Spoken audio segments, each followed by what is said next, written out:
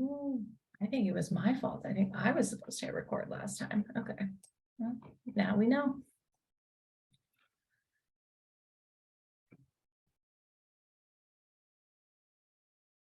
Okay. So we are here today. Wow, that's on the computer. Talking about maintenance of effort, and just as a quick refresh, your maintenance of effort is tied to your general fund spending as far as in relation to your IDEA award, but it focuses on general funds. So MOE is a tool that the federal government uses as one way to ensure that students with disabilities are receiving adequate services. They're pretty far removed from what you guys do day to day, but one way that they can kind of measure, assuming that students are getting the services they need, is ensuring that you don't spend any less money on them from year to year. The MOE is based off of your general fund budget and expenditures. It also is the supplement not supplant, goes to the supplement not supplant rule, in that your general funds come first, your maintenance of effort comes first, and then your IDEA funds are supplementing that maintenance of effort total, and we'll get more into that. And there are two pieces to maintenance of effort. One is the eligibility and one is compliance. So for eligibility, we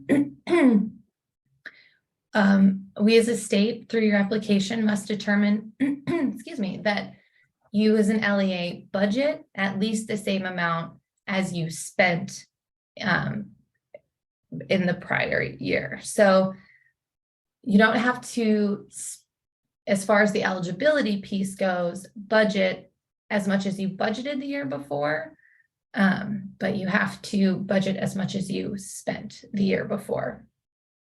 And you can do this through either your local funds, state and local funds on per capita, or a combination of state and local on per capita. That's one, most districts don't track the state and local funds separately. If that is something you are interested in doing, reach out to our team. We can help you figure that out. But for the most part, thus far, kind of 100% is the combination of state and local, either total or per capita. And then in order to stay in compliance with your maintenance of effort, is that the LEA does not reduce the level of expenditures for students with disabilities from one year to the next. So the language there, not reduce, means that you can spend, kind of exactly the same amount or more on your students with disabilities in the reporting year, but cannot reduce that. And this is again, is there a question? Okay. And this is, again, can be based off of local funds or state and local, and then either total or per capita. So again, most, all the districts that we've seen use the combination of state and local funds, either total or per capita. So this is what compliance would look like if you're using your per capita spending or total. So if year one is your base year, you spend $1,000 per student, and in year two, you spend $2,000 per student. So that year you have met your per capita because you have spent, or you've not reduced your spending on your students with disabilities in that year. So year three, you spend $1,500, and that will have you at not met because you are below what you had spent in year two. Year two is 2,000. Year three, 1,500. That means you have not met. So year four, so the last year that you met here is year two at 2,000. So in year four, you spend $1,750, which is more than you spent in year three, but it is not more than the last year that you met. So the last year that you met was year two. So you need to spend at least $2,000 to meet. Like I said, even though that $1,750 is more than the year before, still has to be more than the last year that you met. So when we look at year 5, you spent 2,100. The last year that you met was 2,000. So you met. I've got a couple little charts like this that we can look at. We'll go through, and then again, we'll send these out as a PowerPoint afterwards to kind of review these so you guys can have these examples on hand. So here would be what it would look like to be in compliance with MOE by total. So if your first year, your base year, $5,000, the following year you spend $5,500, you've met. Year 3, if you spend $5,250, you're below that year 2 threshold, so you're not met.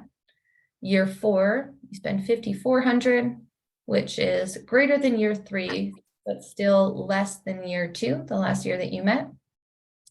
So you've still not met. And then in year 5, we're comparing that total to year 2. So year 2, you spent $5,500. Year 5, you spent $5,700. You're at met.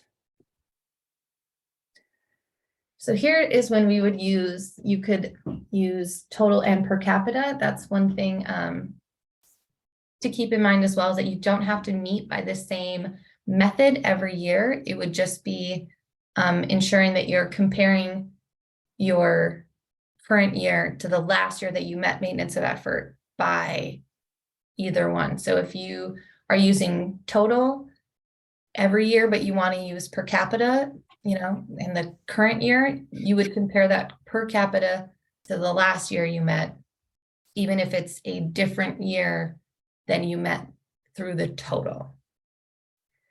And that sounds kind of confusing. I don't know if that is clear enough, but hopefully if we go through some examples, that will be clinical.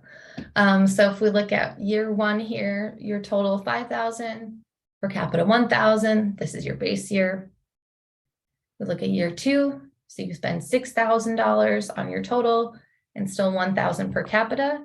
That year you've met by both, because for per capita, you did not reduce your expenditures, you spent the same. And for your total, you spent more. So if we look at year 3, where you spend $5,500 on your total and 1,000 per capita, you did not meet by your total because you're looking at $6,000. But you did still meet per capita because you still did not reduce your expenditures from that $1,000 met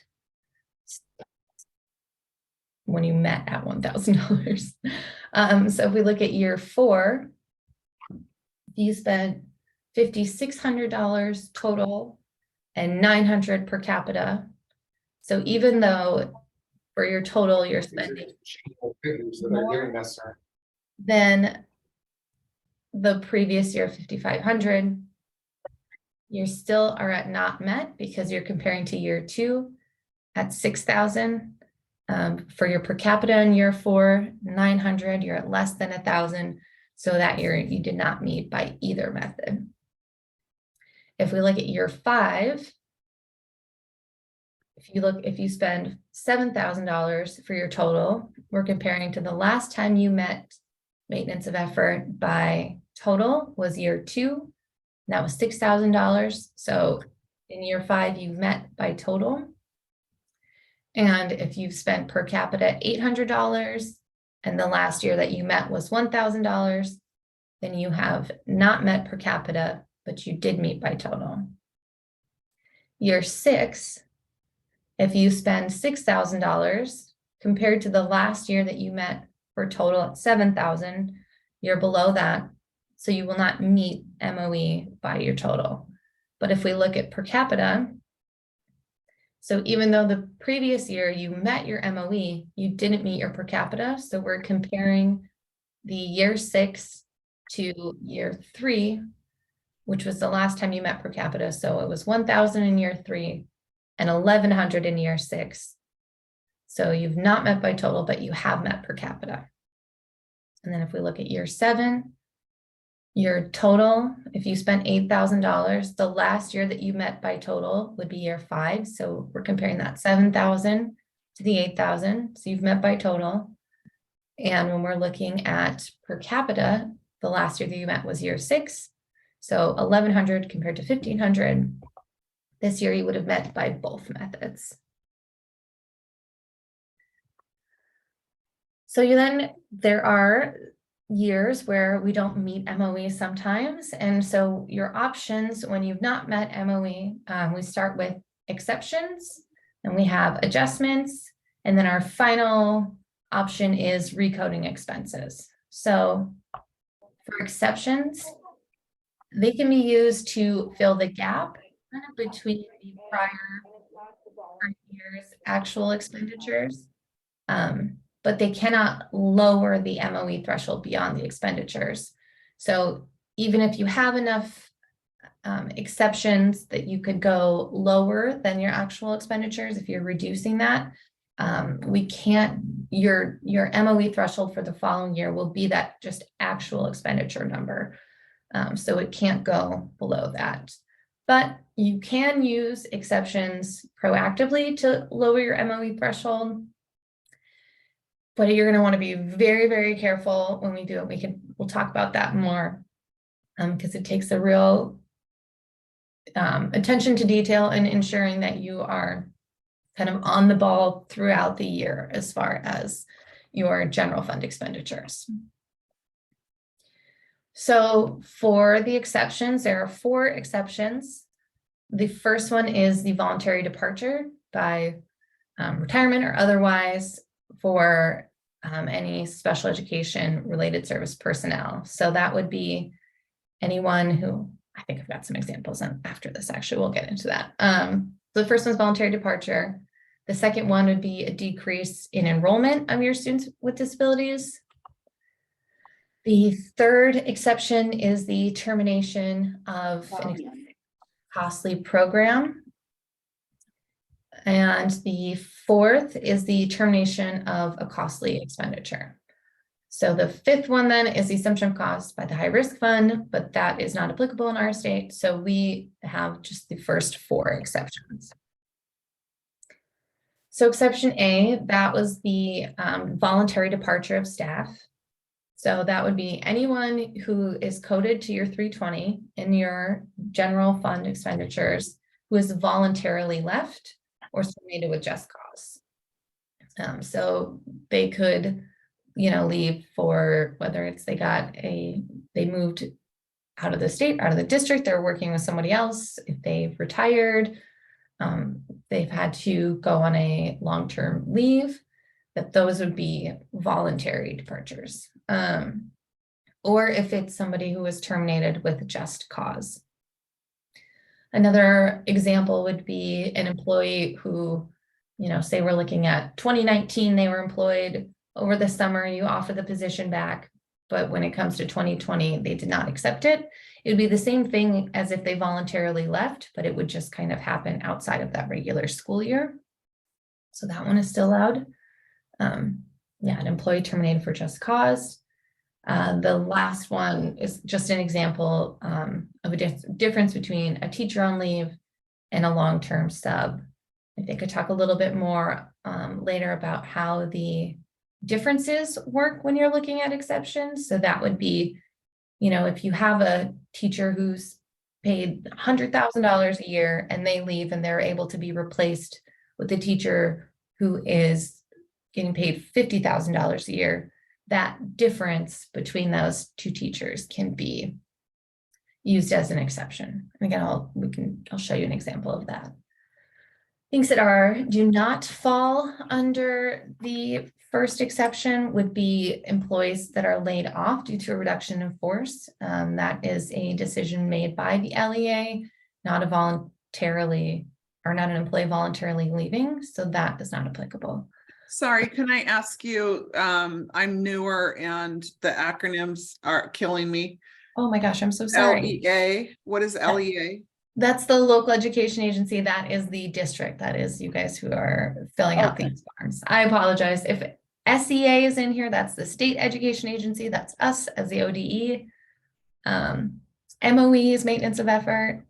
My goodness, I apologize. This should definitely be my first slide here. I'm probably boring everyone else. I'm sorry. No, we also have a question about AOR. That is a thing. What does that mean? Is the area of responsibility. So that would be what your fiscal staff, when they're coding fund, function, object, the area of responsibility, that 320 is tied to special education. So. And thank you, Tracy. Yeah. Okay. Yeah, definitely. If one person has a question, usually like at least 3 people have that same question. So really appreciate you guys asking. So let's see. The second one is employees whose duties have been changed by the district. So even if they haven't left the school, but they are like, they're still employed with you, but they're not in the special education because the LEA decided to change those duties, then that does not qualify under that voluntary departure. And also under exception A is an employer that would not be allowable under exception. My goodness, exception A would be an employee whose contract was not renewed because of the termination of a need for a student, not of a student, but that will apply elsewhere. That employee can be counted as an exception. It just does not fall under exception A. So an example of exception A. So on the far left, we've got year 1, or in the middle, we've got year 2, and then on the far end, we have our differences. So in your prior year, you've got your special education director getting paid $130,000 a year. You've got 3 teachers, 1 at 65, 2 at 60,000. You've got 4 IAs, instructional assistants at 50,000, 40, 55, 43. And then you've got your bus driver, we'll say at 60,000. So between the prior year and the current year, you have your first sped director leaves and then is replaced by somebody who is getting a lower salary. So from that 130,000 to that 100,000, that difference there is 30,000. And also just to keep in mind is that when you're looking at exception A, it is your salary and benefits, so not just salaries. So for that second, so your first teacher, then you've got teacher who's getting paid 65,000. They leave, they're replaced by somebody at a higher pay grade at 70,000. So there's no negative difference there for an exception. If we look at your second teacher, they're getting paid 60,000. They leave, they're not replaced. We've got a $60,000 difference there. Teacher 3 stays the same this year. Your first IA, you had 1 at 50,000 who left and you weren't able to replace. So that leaves you with a $50,000 difference. Second IA stays the same. The third IA, 55 is at 55,000. They leave, they're replaced by somebody at 45,000. You've got that $10,000 difference.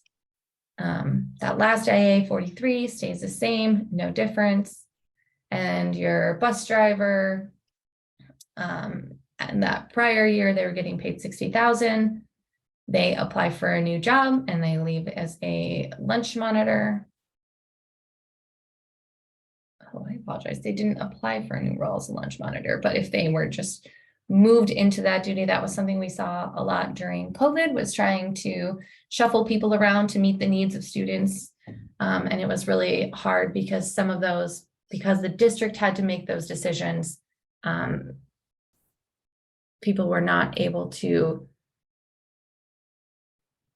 okay, sorry, I just got myself a little confused, but because the LEAs were changing some of those duties around, that didn't qualify for a voluntary exception. But here, if a sped bus driver applied for a new role and got it as a lunch monitor, then they are still within the district, but they actively left, they voluntarily left that role instead of the LEA moving them around. And again, even though they are in district. So that first year, your salaries and benefits is 563,000. And the second year is 353,000.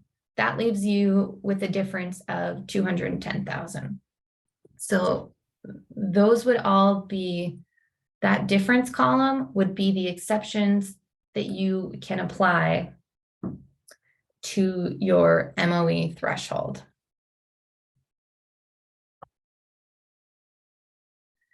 So exception B is the reduction in child count, and that is reduction on the number of students with disabilities in your district. That's based on your December 1 child count, and it is applied automatically through your application, so you don't have to worry about it.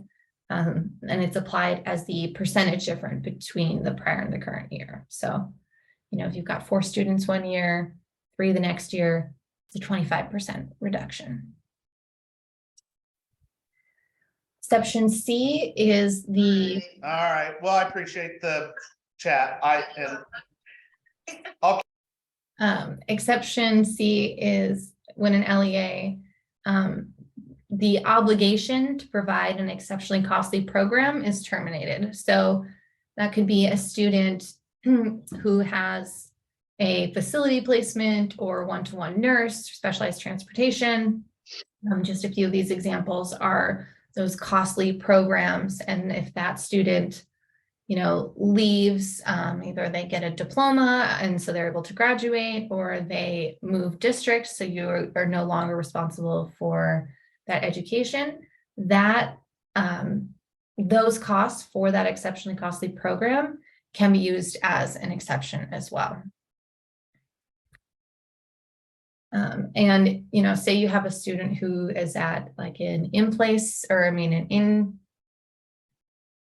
know what my words are, but they are at an off-site not treatment. Wow, I don't know where I'm going right now, but if they are in a placement that is off campus and, is a really expensive one, and the IEP team determines that they no longer need that, then, so they're able to come back to the district and they still need services. It would be that difference between the program and the services that they are still needing. So here, so a student at a private residential facility graduates, the program is no longer needed, and the entire cost of the program then can be deducted. So second example, an LEA paying $100,000 for a student at an in-state residential facility, but the IEP team determines that a placement is no longer necessary, and the IEP is changed to reflect that. Student returns back to the LEA, needs services totaling $40,000. That difference is $60,000 and will be used as an exception. I think a really important piece of this is that to note that the IEP has been updated and changed to reflect the difference in services. That was something we talked about in another training as well, but just as much documentation as you could provide, that helps us be able to, the more data we have, we can help you guys better as far as figuring out these exceptions. And also, there's just a lot tied to your IEP documentation, and not only for the student and program side, but also for this fiscal side. So just ensuring that you're, got really strong documentation. So for that, and then the last example here, that prior to the start of a school year, a student's IEP was updated to reflect. So again, IEP updated to reflect that they no longer need a one-to-one aide. Then that aide's contract was not renewed. So this would be a situation where it wouldn't fall under exception A because their contract was tied to this specific student's needs. So it's not a voluntary staff departure. The LEA is the one letting them go or not renewing this contract. But because it is tied to this IEP, it falls under exception C.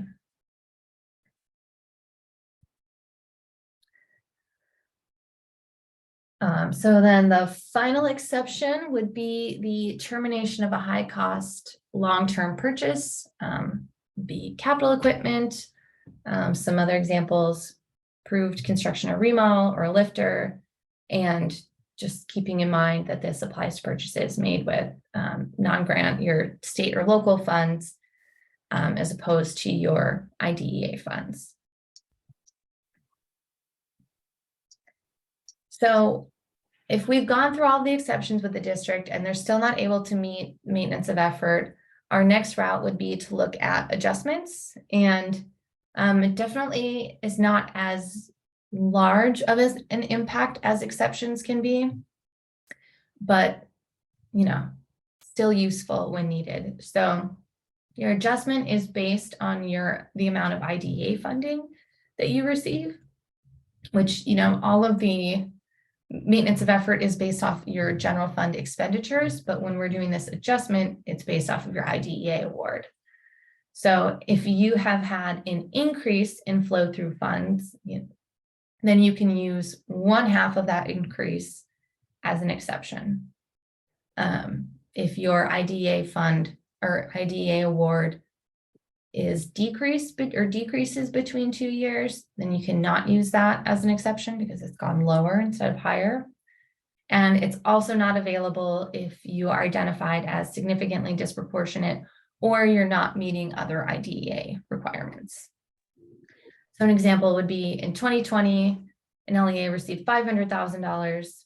In 2021, they received $600,000. That 50% of that adjustment or of that difference, 100,000, or the difference is $100,000, and the adjustment is 50% of that difference. So you would have a $50,000 exception available. If you are using CEIS or claiming CEIS funds, that will affect your adjustment. The amount of CEIS funds is then subtracted from that adjustment. So if you received $200,000 in 2020, 2021, you have $300,000, your adjustment would be 300 minus 200, that $100,000 difference, 50% would be $50,000. So that first example, your adjustment available is $50,000. If you don't claim any CEIS, then your total adjustment available is $50,000. In that second year, you have $50,000 available as an adjustment, but you've claimed $25,000 for CEIS, then your total adjustment is $25,000.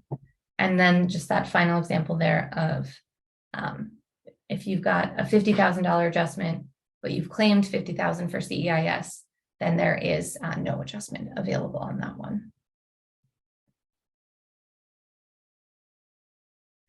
And then our final option that we would use with the district would be to read code expenses. And this is definitely our last resort. The exceptions and adjustments provide an opportunity for that threshold to be reduced in the following year, since it's based on your actual expenditures. If your threshold is $5,000, but you spend $400,000, but you have enough exceptions for that $100,000, then your MOE threshold becomes that $400,000 in the following year. But if we are going to recode expenses, which to do that, you would reach out to us, we would connect you with our school finance team. They would reopen your collections. There's no audit consequences to this. And you would be able to recode general fund expenses to 320. And obviously these expenses that you would be recoding would have to be appropriate. You couldn't just claim random things to 320, but it has to be within those general funds. You can't move an IDA expenditure and say, oh, well, we could have paid this out of general funds, so we're going to recode that. That's not allowed, but it would just be that area of responsibility. Say you had purchased some curriculum for a special education classroom that you, for some reason, didn't code as 320 to begin with. When you open that collection, you're able to then go in and change just that area of responsibility. The thing about this, though, is that it doesn't change, or you would have to, in order to meet MOE and your recoding expenses, that would indicate your actual expenditures are higher than what you had. So if we have $500,000 as your threshold, you spend $400,000, and then you go to recode some of those expenses, then that would raise, you know, that actual expenditure data for that current year from say 400,000 to 500,000, whatever, you know, and you're able to meet that threshold, then that following year, your threshold is still that $500,000, as opposed to had you been able to find exceptions or adjustments to meet that threshold to begin with, you would have that lower, that $400,000 expenditure. I feel like this is like so many numbers and so many details to talk through. So I will be, very happy to go through any additional parts of this at the end. Tia, I have a question on that specifically. Should we ask questions as we go or just put them in chat? Yeah, go ahead. I can't see the chat, but if you want to just come off mute, yeah. Sure. What about ESSER funds? You just mentioned obviously maintenance of effort is Fund 100, the general fund. I've also heard that now ESSER funds apply for maintenance of effort. What's the rule on that? We are only using maintenance of effort, general funds, the Fund 100, and then the SIA funds, the 251 funds. So right now, ESSER funds are not part of our MOE calculation. Okay, thank you. Anybody else have a question right now? We do have some in the chat, but we can get to those when we're done. Okay. Thanks. Okay, so then using exceptions to lower your MOE threshold proactively. And again, this is the part where if this is something you want to do, you're definitely going to want to be very strategic and very careful about tracking your expenditures to make sure that you are going to be able to meet your MOE. So like we said before, that your threshold can never go below your actual expenditures, even if you had enough exceptions to bring that total down. You know, if your threshold was 500,000, you only spend 400,000, but you've had enough staff turnover that you could find $150,000 in exceptions rather than just that necessary 100.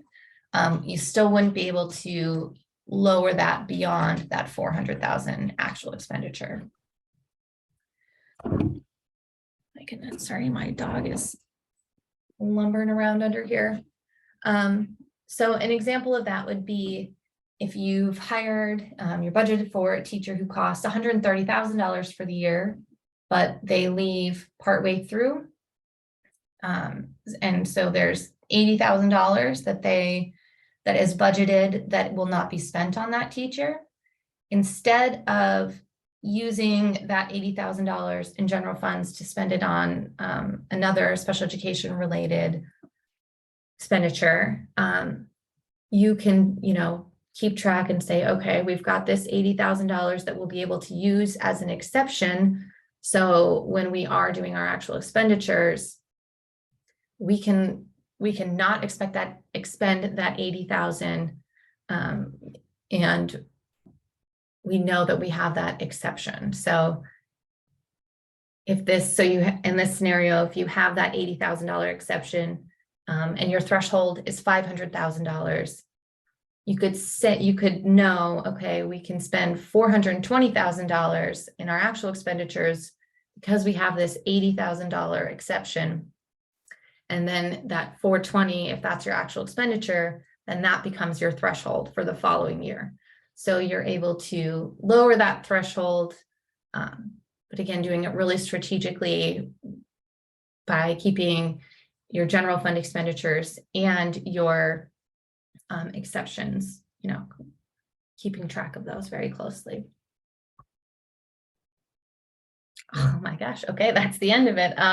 This is just a reminder that the excess cost report is due next Friday. All districts must submit this. I think that in the past that has not been the case. My predecessor, I think, did not enforce that. But it is a report that everybody has to do. So that's due on Friday. Okay, I can open the chat now. Okay, and I'm gonna stop recording